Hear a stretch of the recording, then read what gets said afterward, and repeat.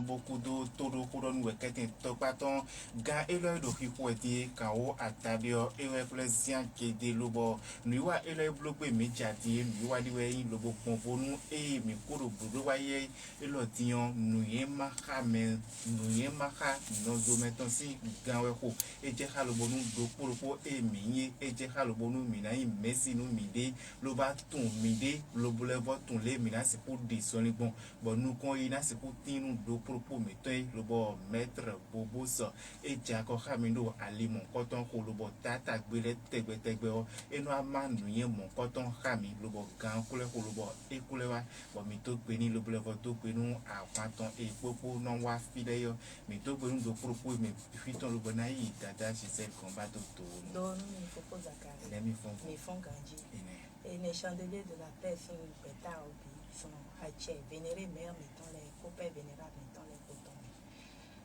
bon moi mais on a fort à radio ton parti tout le mettons les bon nous et merci pour les aller de dassin merci mettons oui baisser mais on a fort bon na jem et non il va mis dans position mettre beaucoup et la tenue d'abo chica d'abo super ya fango novi fonda gwenmia autour de temps tout pero por comme le souton et comme quoi xamé sin ko ni beru wale ka to do ji ci ran tele ndere lo pe pigo ni en ga ko pe ni si do yo et la so gon mi ba ben te mo lo fo de bu yaka finira ka bio no ka bio me to no ni kwa bo tata go presso ko no su ko ni non konto ha o kan wa tare me te pe tata bio ko mi si ton ko ni sinsin asisare so ni don di to mo mi do ma pere mo kan wa pe ko to mi to le ni kan ho bo ino sin mo ko to me no chechi ni yo kan ko mi ko se ko me kroin mo ya takina mo ni vakina bo no si ayo san de dion e na ho so sisre ni wale fivi dudu ni wendevu e na chenu do e no ti jo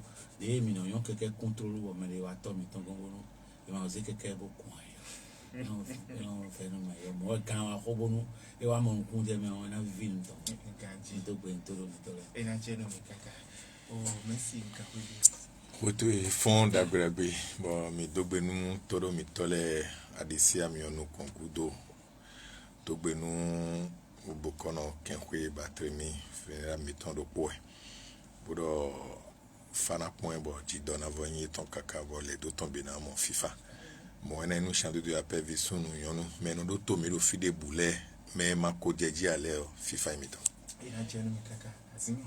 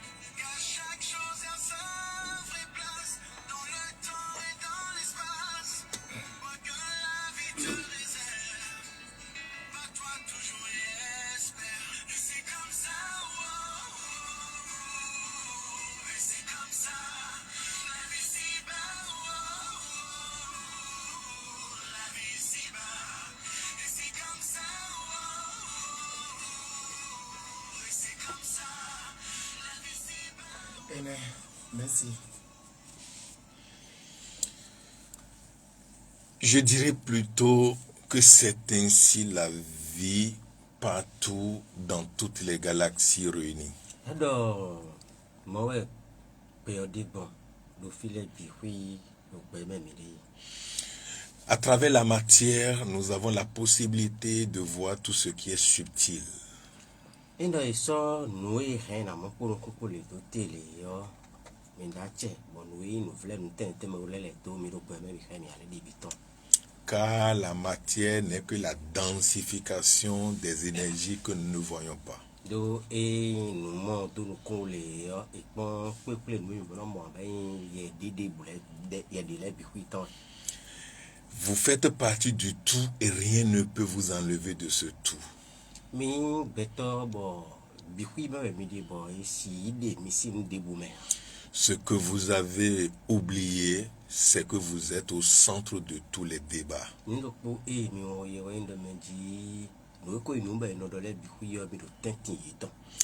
Vous portez des habits de religion, mais vous êtes au-delà de toutes les religions.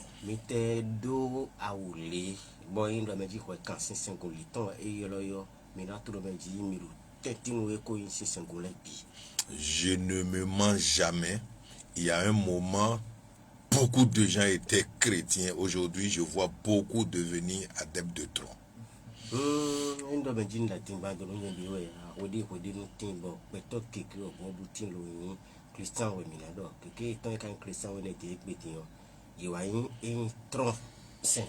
Cela sous-entend qu'il y a des suivismes aveugles.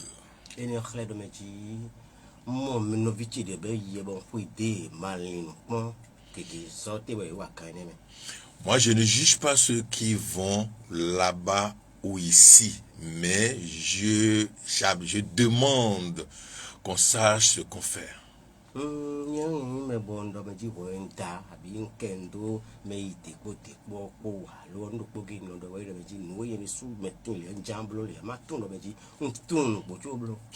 Vous devez vous dire que vous savez ce que vous êtes en train de faire. Ne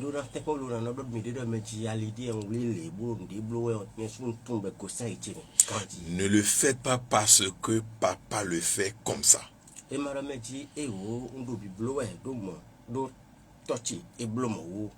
Ne le faites pas parce que c'est ma culture, elle le fait ainsi.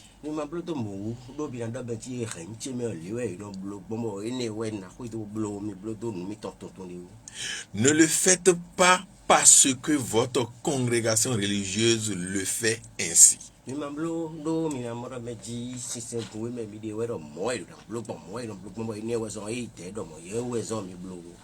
le faites pas parce que votre ami le fait ainsi. Ne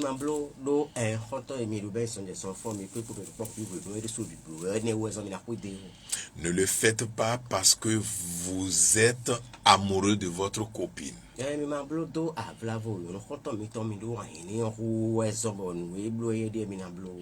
Mais faites-le toujours et à tout moment lorsque votre cœur vous dit de le faire.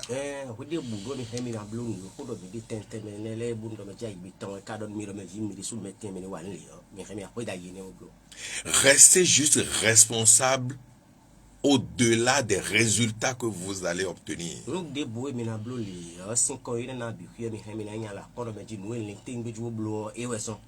Je fais et j'assume.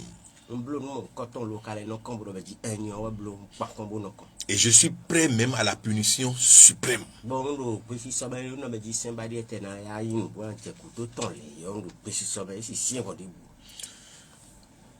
En tout cas, faites ce que je viens vous le dire, je viens de vous le dire, et un jour, vous allez me regarder en face et vous allez trouver le soleil.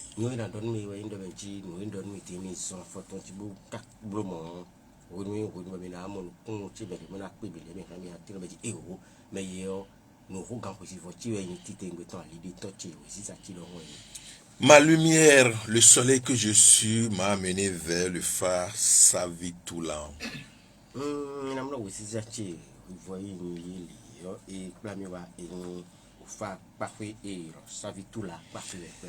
Et ma conscience va m'amener à peut-être vous dire quelques mots de cette légende.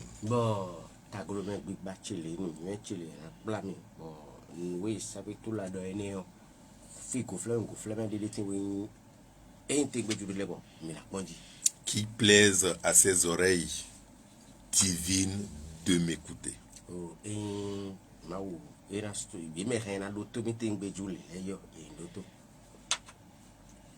La paresse d'esprit fait qu'on aime à trouver d'eux des opinions toutes faites, qu'on adopte comme des vérités. Le nombre de ceux qui réfléchissent indépendamment de tout préjugé est négligeable. Oh, ai xame folion les non zombo ne yo anu tengbe juwe e kai nu mon koton mi so ren kaka je fi remedi nu di nu podoron apa hui me i tele anu ni ton i do de si adon bon nu de bo e non so lo no sta wen mon koton lo bi bene. Un homme dit être prêt à offrir à sa fille de 12 ans une somme d'argent pour couper le gazon de leur magnifique jardin. Nyarupu ebo do pesi semaine bona son fiton e do ko yo lijo bo ena do si ku ena na kwefio ena do kwa o betreda yi gazon do chipa etomena. La petite fille attaqua très tôt la besogne avec grand plaisir et le soir, toute la pelouse avait été magnifiquement tondue. Et de mon yokpo mon coton jaso ji buje kwikwaji bodo tropo no kukupan kakaje o we na le komo e o e ko kwa pe kakaje fi na je bo e yokpo tite ngbeton. Sauf qu'il y a un grand carré de gazon laissé le long d'un coin. Ndokpo ge yan pa kwe ma pe lo kwa yo ndo benji filitin ou fine bo in le to tende bo e kwa fi mon coton ambero o kona de ben fine. Quand l'homme dit qu'il ne pouvait pas donner la somme convenue, vu que le gazon n'avait pas été coupé entièrement, oh, bela ho do benji ko ho mi do mi na yo po mo koton mi kon so si hu na ko mo koton do ani wa janji do pitreda yene ho do mi di ko pe bo kwa o. La petite fille dit qu'elle était prête à laisser tomber l'argent, mais qu'elle ne couperait pas le carré en question sans évoquer autre raison. Et do mon yo po mo koton yo po do yon mi lo pe si so ben bo do benji ko mo koton mi remi na jodo ni ma te so si be mi ya. Amon, mais que c'est quoi, bien la quoi énéant et rodo et de odo nous mettons tonton dédé ou tout. Curieux de savoir pourquoi l'homme alla vérifier le carré de gazon non coupé. Et nous bedo mon coton et pacha mais la robe de medina ils sont comprend pas quoi né et du do medina ko na kwa o mi na confiner ni ka di jo ya di. Là au beau milieu du carré non coupé est assis un gros capot. La pa ko ne yo po ma fa mon coton yo amoro meji e akulu be semite to yo da ko pour tête fini. La petite fille n'avait pas eu le cœur de passer dessus la houe ou le coupe-coupe. Yo po mon coton e o dina si ho lo mi na kwa mon coton lo na vla vokan yo na kwa e abi jivi atien pa dans ce blanc hoya e wa nenen pa deni. Le père réfléchit un instant et alla attraper sa fille dans les bras en lui posant la question suivante. Eh, nous timons, mais la fois, elle peut répondre au cahier plafiton. Boka cambio de terrorisme, comme tu as dit. Est-ce par peur ou par compassion que tu as voulu sauver la vie de cet animal? Do ai khaton we ai khabu do ndo be jidi ma ko nda o ton na do e we so me ma ko no ko ton ha abi wa inu khesi e we son pas peur e ne khesi we son abi no bla o ko meton e we son ma o kan le mon coton e ji. Et la fille de répondre. Yo ko do ite. Les deux, car je ne sais pas qui entre l'animal et moi, qui dérange qui. No khesi yo ya wa yo ya do we ne le me mi poto kan ye ko do di pa yo mi he mi cambio mi do me ji me ka o te pa tour me de abi me ka jambio pe sans me de ton. Le père bouche bée récompensa sa fille plus que cela devrait être et tira la conclusion suivante. Lo tonton e mbo pa che honto nu foli yo e ka to kuno fito e rena do kuni bo be je han boy boka sesin hui no po do ite. Où est l'amour, il y a le désordre. Un ordre parfait transformerait le monde en cimetière. Do fie wa indi yo mo joe nous d'accord rien et dans Jody Deji. Bon pour tout mais et tout le temps que Julie et rien dans son père n'a une paix. Bon fa cacao di bla vle et au fil di méthode. Parole de Savitula. Oh pétada ho Savitula doy. Là où il y a l'amour, il y a le désordre. Si on a une idée mon tiens une d'accord les sur notre indine. Sinon, comment peux-tu puiser la dimension de ton amour? Mais moi, je vais casser pour te voir le taille, un dagan, ou un tout étonné à ton symptôme. Tu dis, tu aimes la vie, mais voici que la vie est désordre. Et tu dis qu'il ne devait pas avoir désordre. Oui, dis là, mais j'ai mis, non, mais mes cas de bon, on a dit qu'il d'accord, à pas mon coton, oui, et la bleu bon. L'ordre des biches, l'ordre des bêtes dans la forêt, c'est de brouter les arbres, les herbes. Oh, tout au moins, et une tête boleton, bourreau, et une souboule, mais oui, le métier. Oui, allez, il est dans rien, oui, allez, l'ordre des félins, c'est de manger les bêtes. Lobo, et une canigan, mettons les tout au moins des temps, et le métier, et une caniville de rien à bouiller. Je viens alors d'avoir deux ordres. L'ordre 1 plus l'ordre 2 donne deux ordres, donc des ordres.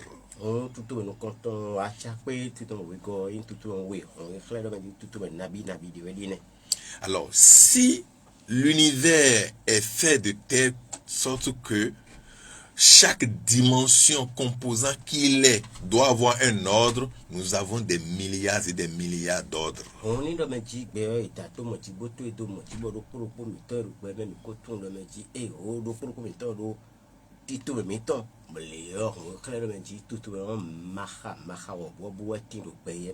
Alors, mon frère, sois responsable, accroche-toi à ton ordre, tout en cherchant tous les jours de le perfectionner.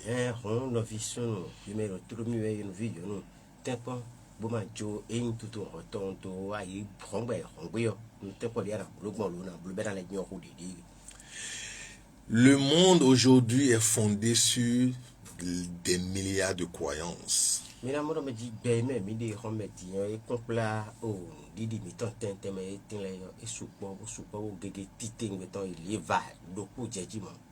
y a ceux qui croient en vaudou. Ceux qui croient en Jésus-Christ. Ceux qui croient en prophète Mahomet. Il y a des croyances, mais ce que nous devons nous demander, qu'est-ce que nous croyons de la vie?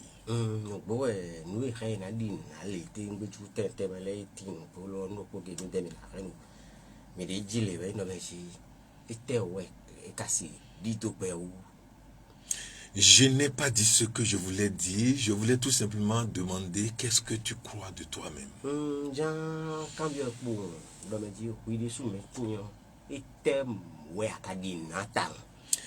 Est-ce que tu arrives à croire en tes possibilités?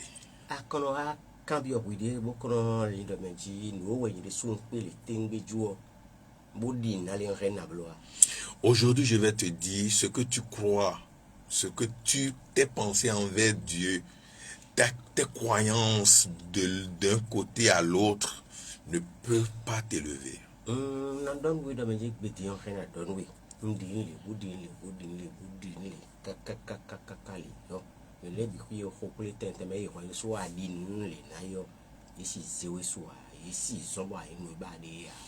Je vais t'étonner, mais ne te fâche pas. Tu peux croire en Jésus-Christ, tu auras toujours des problèmes.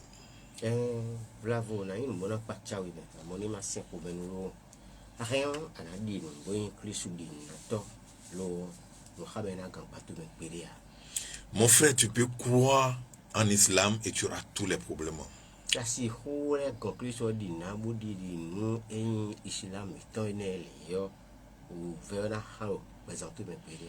Tu peux croire en vaudou et tu auras beaucoup plus de problèmes.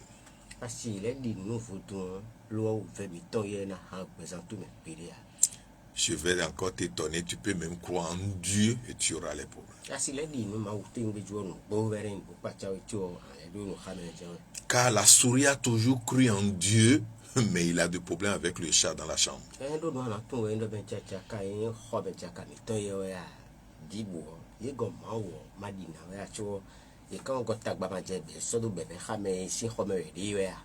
Mais mon frère, s'il te plaît, n'éteins pas ton poste radio.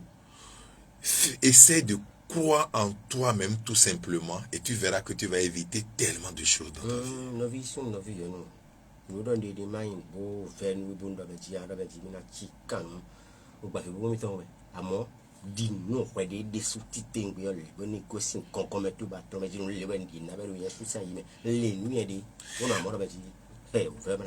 Quand la souris arrive à croire en elle-même, elle essaye d'éviter beaucoup d'attaques du chat dans la chambre.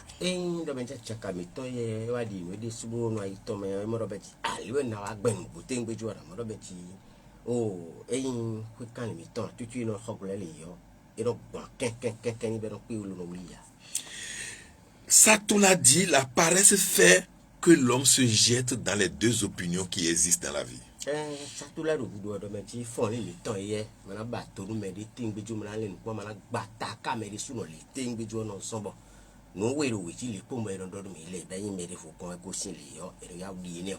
Quelles sont ces deux opinions? Quelqu'un dit ça, ici c'est la vérité, l'autre dit là-bas c'est le mensonge.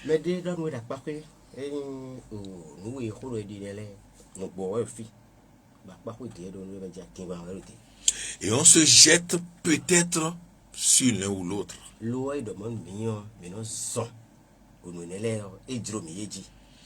Parce que nous n'avons pas le temps nécessaire d'effort de mental pour réfléchir et agir par nous-mêmes.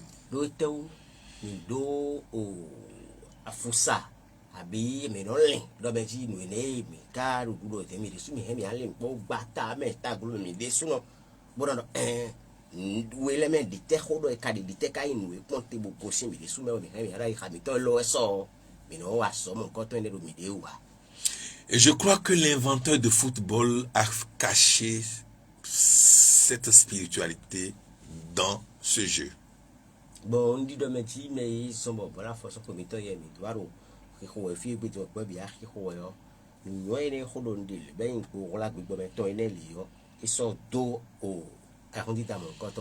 On dirait qu'il connaît bien Satoula.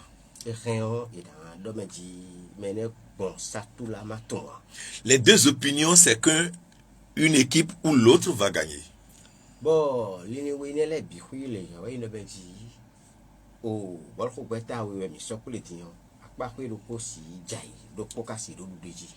Mais Satoula dit, entre les deux, le nom qui dira qu'il y aura un match nul est négligeable.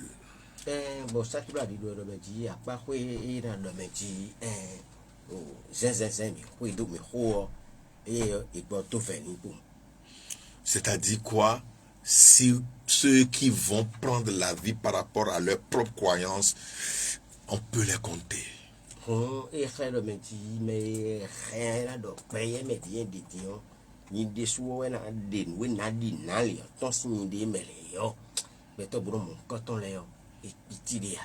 Je peux citer le grand maître Jésus qui dit: je suis le chemin, la vérité, la vie. Il a dit ce qu'il est. Je suis le chemin, la vérité, la vie.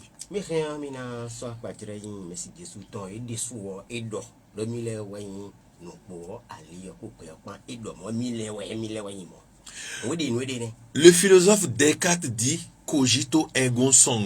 Je pense donc je suis. Lui dit: je pense que je suis.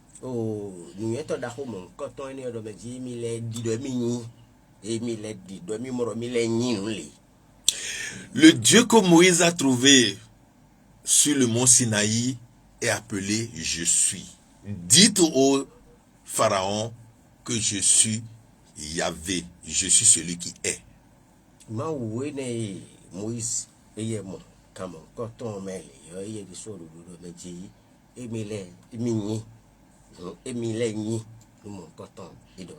Et je vous ai fait faire un exercice ici où vous allez écrire je suis et associer les adjectifs que vous voulez, mais tout le monde a mis des choses formidables.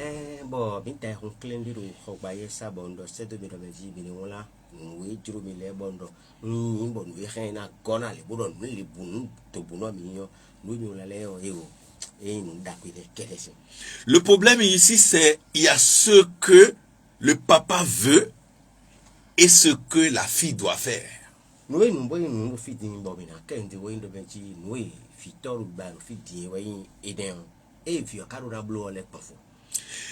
Papa veut que la fille coupe le gazon contre même une somme.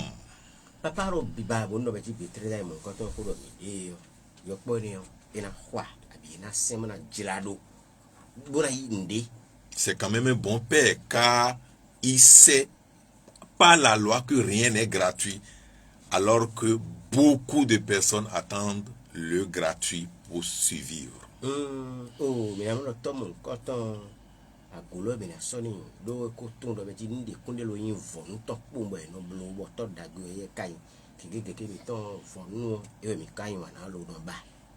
Même si on nous a soumis à la loi du gratuit en disant Jésus aurait tout fait afin que nous restions là pour profiter de ce qu'il a fait. Et donc on nous a soumis à la loi du gratos pour nous contrôler.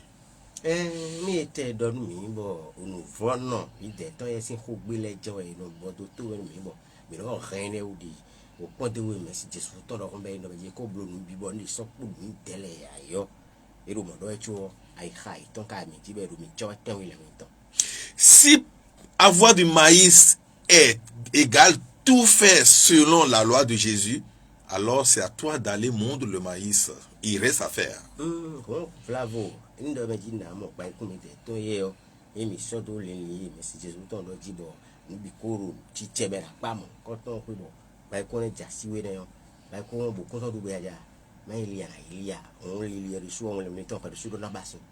Et même si tu n'as pas besoin d'aller moudre le maïs, il faut quand même pour préparer aller chercher le fagot.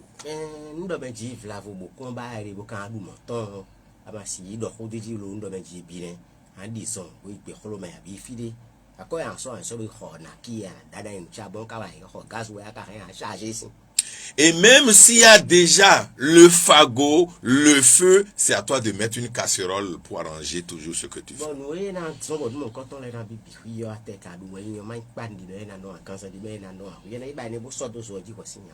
Et même si tout était préparé, c'est toi quand même qui vas manger. Tu ne vas pas attendre Jésus venir te mettre la chose dans la bouche encore.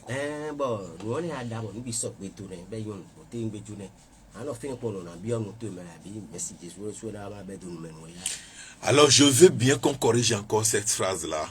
Jésus a fait l'essentiel, c'est à moi de parfaire le reste.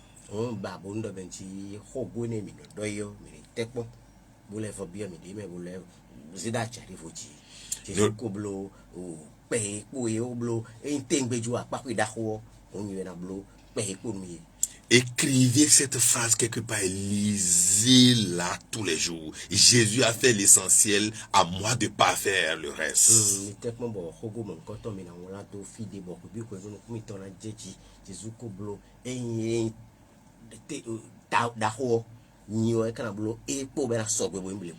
Jésus a fait l'essentiel, à moi de finir son travail.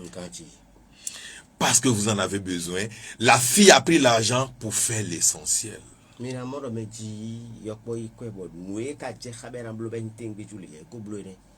Mais l'essentiel ne lui a pas valu l'argent, la somme qu'on lui a proposée.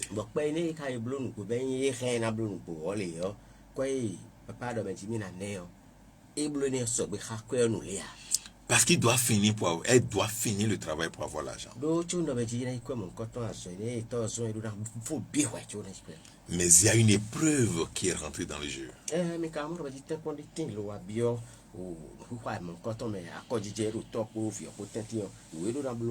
Une épreuve liée à ses émotions.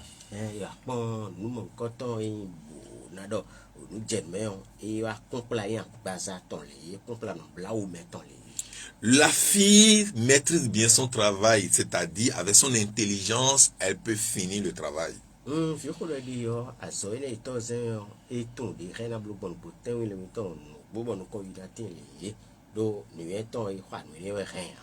Comme vous qui m'écoutez, vous avez toutes les intelligences pour faire ce que vous voulez.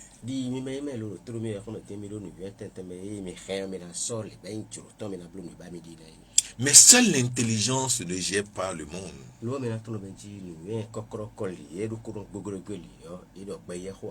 Si vous utilisez que l'intelligence, vous risquez de réduire ce monde en cimetière.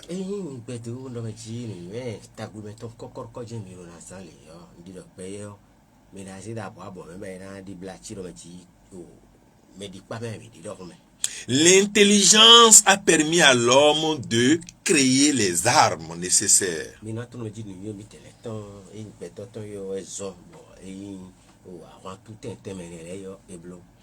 L'intelligence a permis aux grandes puissances de créer des bombes nucléaires.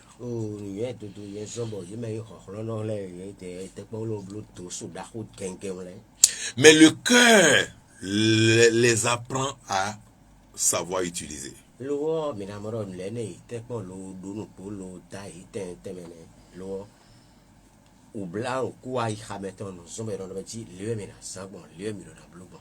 Et c'est pour cela un grand philosophe disait: science sans conscience n'est que ruine de l'âme.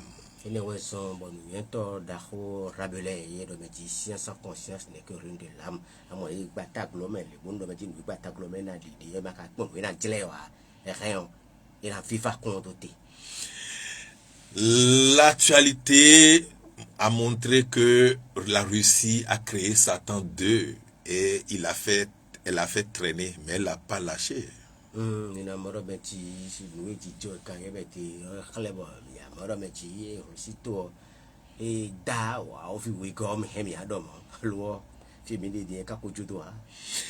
C'est que la fille pouvait tuer ou chasser la grenouille de sa cachette. Elle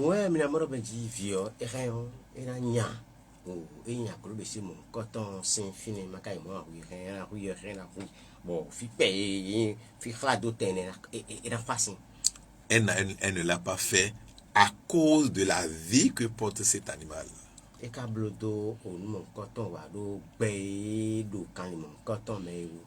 Vous le faites souvent, mais vous ne le savez pas.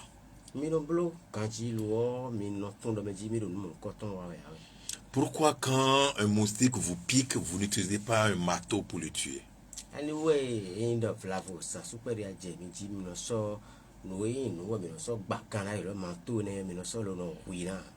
Vous savez ce qu'il faut pour l'ordre qui est le vôtre.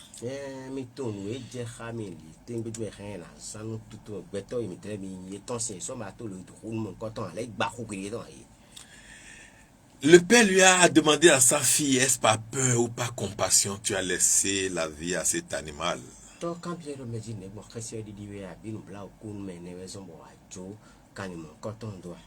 Et la fille répond: les deux. C'est-à-dire entre l'animal et moi, qui dérange qui, je ne sais pas.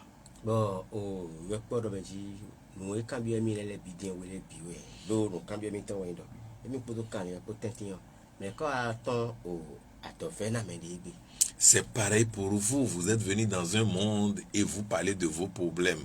Est-ce la vie qui est la base de votre problème ou c'est vous-même qui êtes l'auteur de vos problèmes?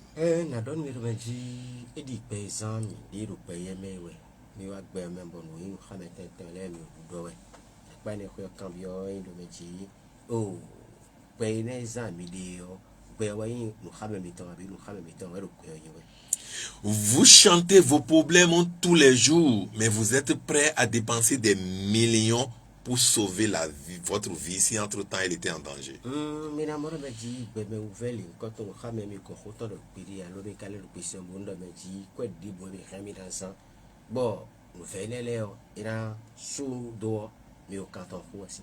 Des gens sont capables de faire des prêts de milliards pour sauver leur vie d'une maladie, alors que sans la maladie, ils se plaignaient tous les jours.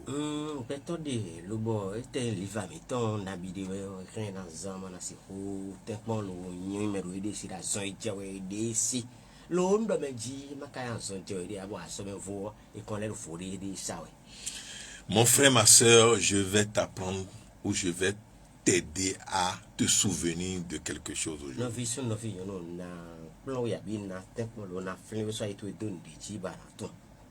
Tu as une force que tu ignores.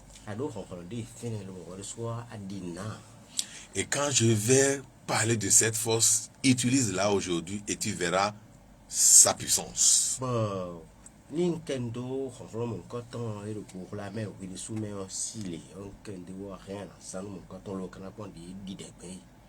Quelle est cette force? La force d'être heureux.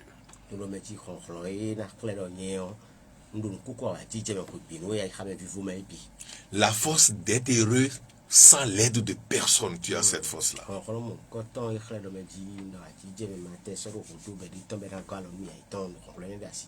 Si c'est faux, ce que je dis, alors reste tranquille une seconde seulement et imagine que tu es heureux.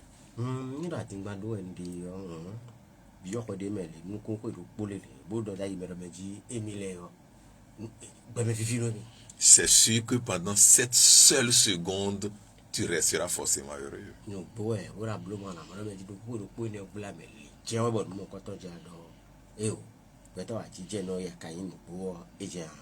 Alors faites-le pour 2 secondes alors, pour pouvoir. Et si tu le fais pour 1 minute?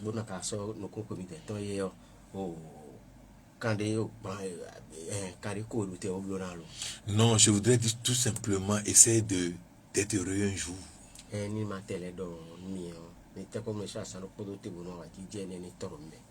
Et évolue un peu en étant heureux pour 1 semaine.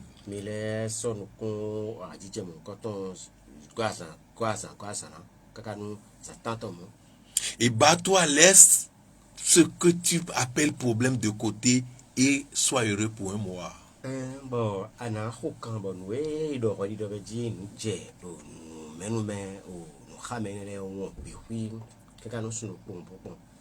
Je ne vends pas bien, les clients sont partis, ceci et cela, mon mari est parti, mon mari est ceci, les enfants ne travaillent bien à l'école. Mettez tout ça là de côté, essayez d'être heureux vous-même pour 1 mois.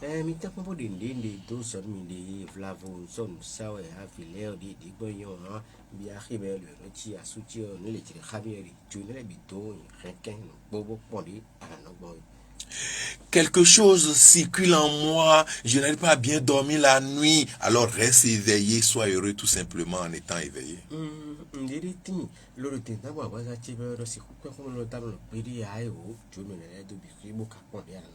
C'est aussi une puissance, une force d'être en éveil la nuit. Ça te permettra quand même de surveiller tout ce qui se passe.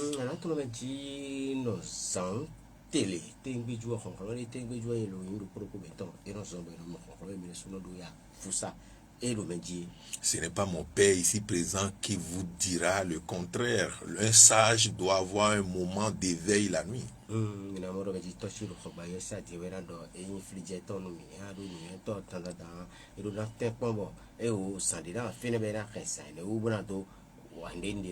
Alors essayez d'être peut-être heureux pour 1 an.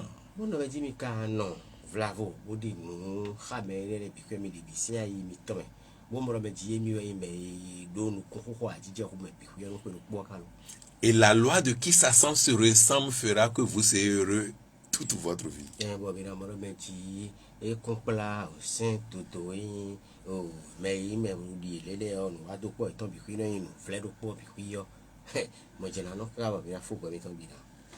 Quand j'ai commencé le campus, je marchais de Gbedjiro Mende sur campus.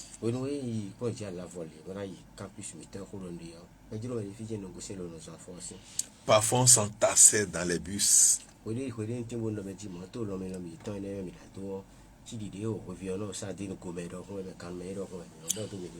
Aujourd'hui, si quelqu'un doit marcher ou s'entasser dans le bus, il dira qu'il a tous les problèmes du monde.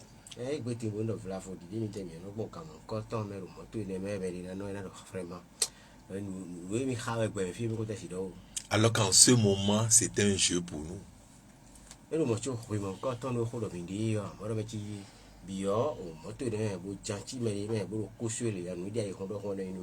En marchant à deux, peut-être on discutait, on ne voyait même pas le temps venir et rapidement on est sur le campus.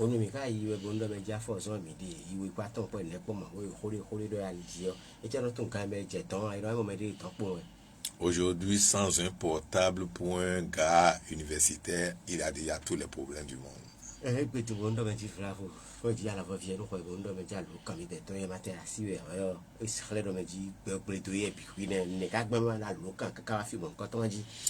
J'ai fini par comprendre quand entre le problème et vous, c'est le problème qui vous a vous.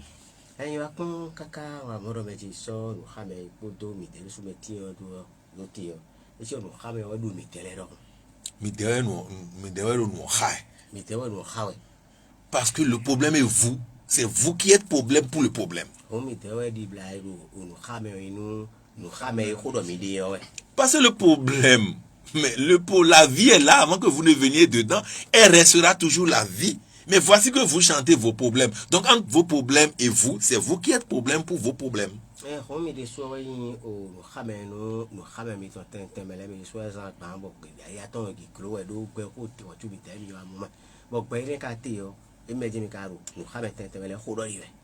Ces trucs-là sont dans... Ou bien il y a de nouvelles choses qui sont venues. Ces trucs-là sont là avant que vous ne veniez.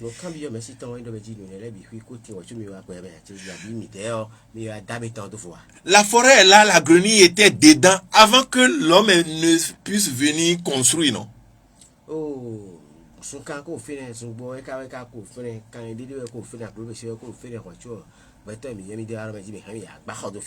Et maintenant vous dites que la grenouille vous gêne. Je suis sûr, je jure sur la vie que dans le cœur de la grenouille, c'est vous qui la gênez.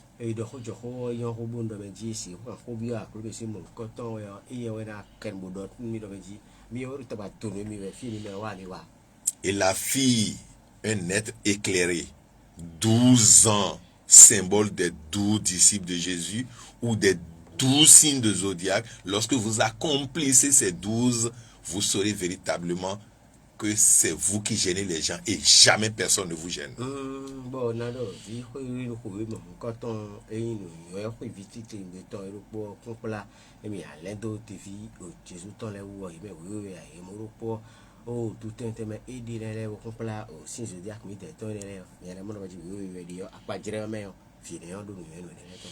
À chaque fois que vous avez une situation, comprenez que c'est vous qui gênez la situation et jamais la situation qui vous gêne.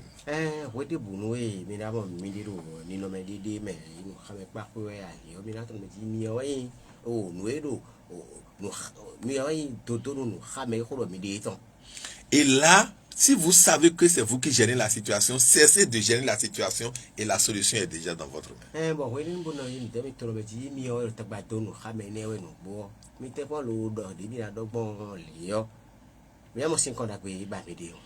Bientôt, je vais vous réunir pour vous donner cette clé.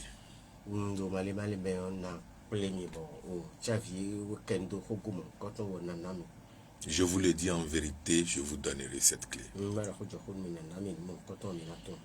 Car je suis la solution du monde. Paix à vous.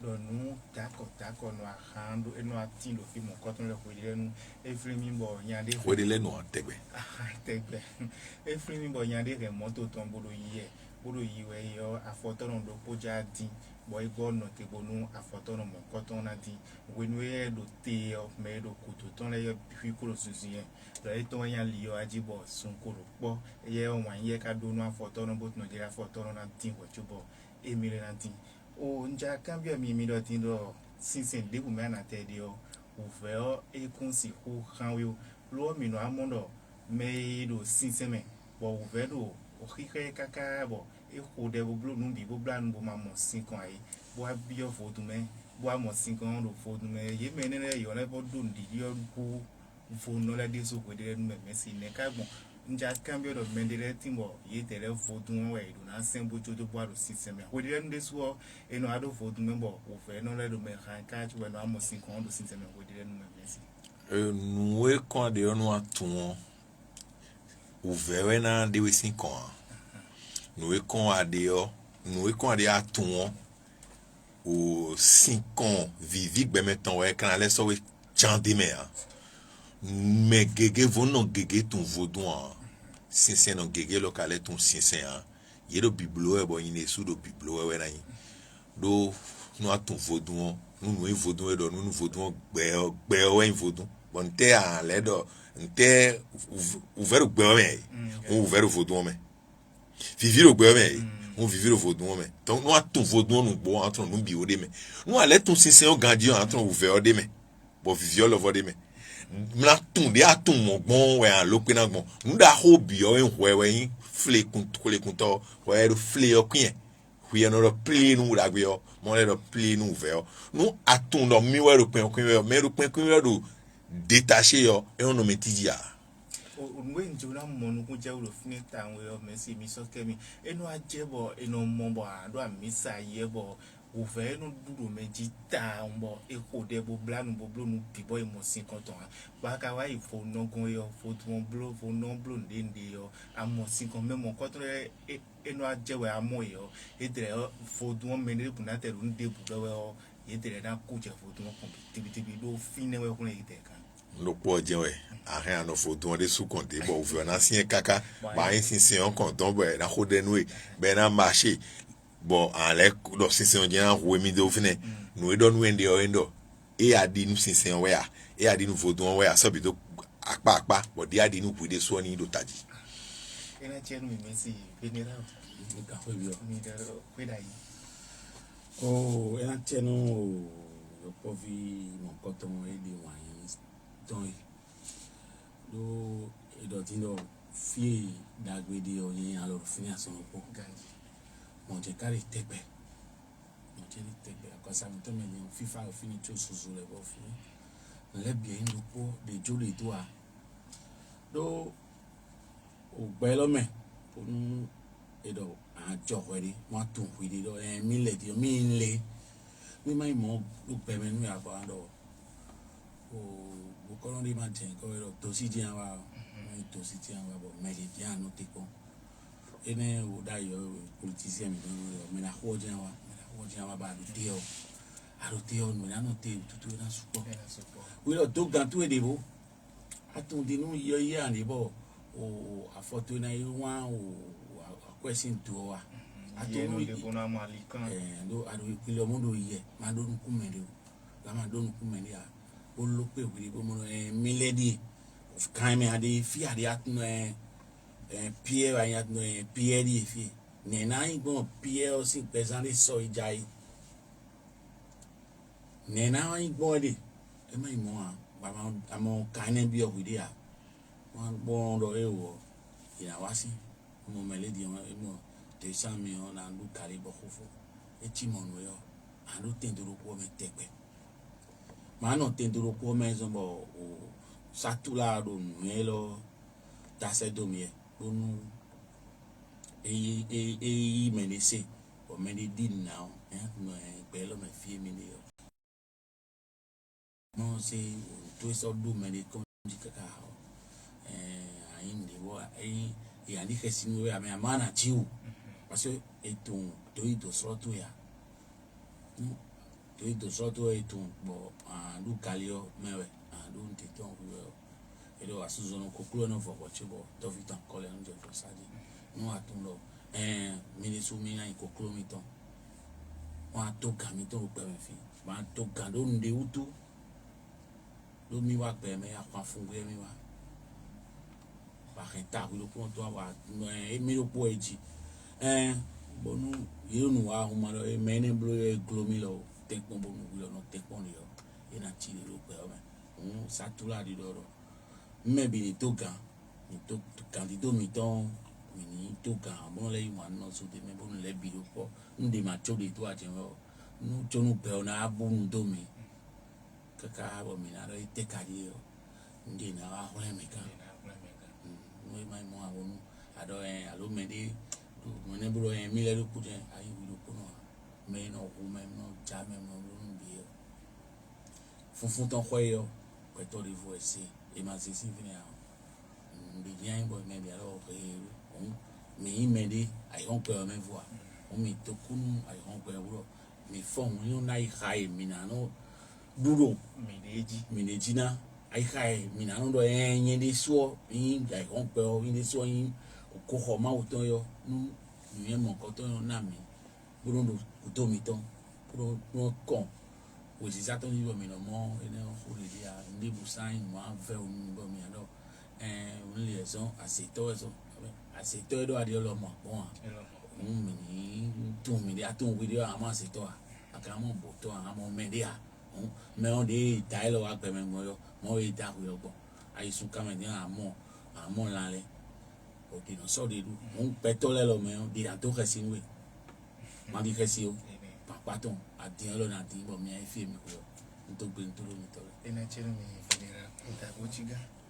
lọ́fẹ̀ẹ́ o mina tó gbé ní mẹ́sì lọ sọ àyíká lókòrókò mi tán tó ndé ndé jí bọ̀ ewé mi náà wọlé bọ́dọ̀ mẹ́nà tó ẹ̀dọ̀dọ̀ ẹ̀rọ gbé tán mẹ́dọ̀ mi jí oríṣi di inú wíde ló má di inú mẹ́dẹ́ yẹ ọwọ́ sọ mi kúrò pé lọ́mọ kíkà jẹ́ fi mi dé ọmọ ẹ̀dẹ́ yẹ e ama di nu ho de wo to no meji nu we ko mi ko ngbe no liwe na nu we mi sin kon le mi na mo mi karo da mo tan asi blo 10,000 ans ro ye ko be asi pan ta jesu asi pan ta na maria asi pan no ta de bu ni ama di nu ho de do nu de ba o yen de yo no ko ho yen to me bo nu di do e bo nu ni ndo e do na wa chi che me ko tu pan ta nu de voir bo ndo meji asi dai me ko ndo meji be bi ko le pan ta we ìpàǹtà ìrọmọ nuwe dọtò èdè òwò tó ìpàǹtà nù kọtọ àtúnwà họhọrọ de yẹ dodo èdè mẹ bó tọrọ mẹ jí ń pè ń lè jí lè ọ àtúnwà pèrèsù àjẹtọ bó wuli ń dọ dìde mẹ bí òwúrì dọgbọn wẹ yìí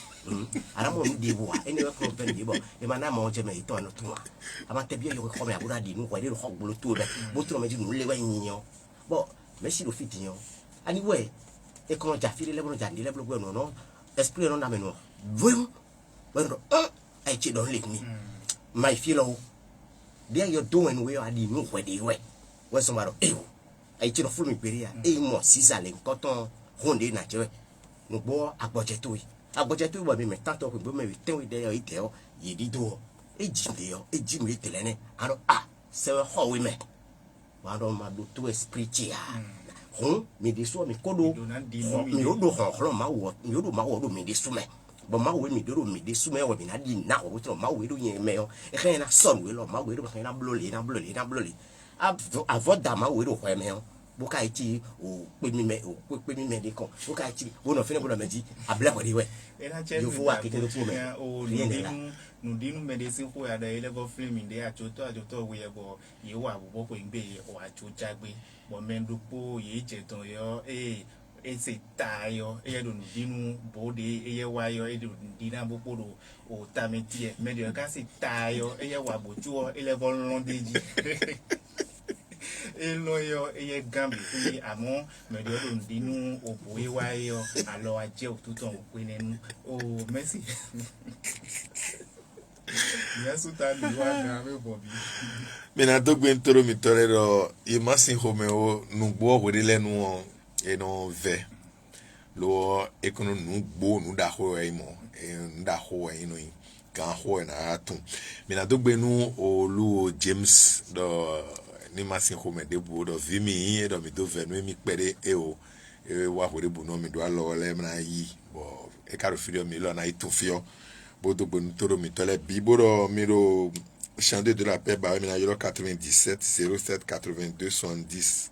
Allo 95 86 28. 97 07 82 70 sur le WhatsApp ou anyway. Miremia y Facebook qui page Chandé de la paix. Au Bobos à Doro de TikTok métonne.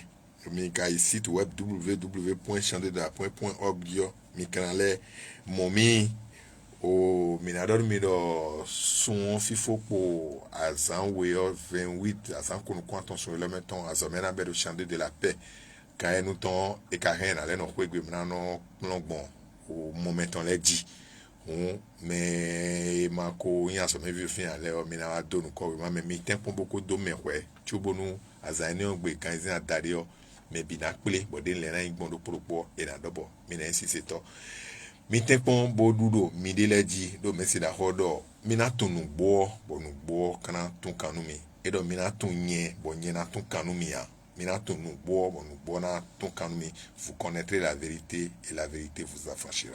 Merci. Et là tu me merci tout le monde le kudo tout le monde kudo ajejon Sébastien Yawedo no moyi dans le bord mi doyi au chandelier de la paix sin kan no mi le propos mi to la mi ma certain sin mi wa mi tondio mi wa le ekuru yi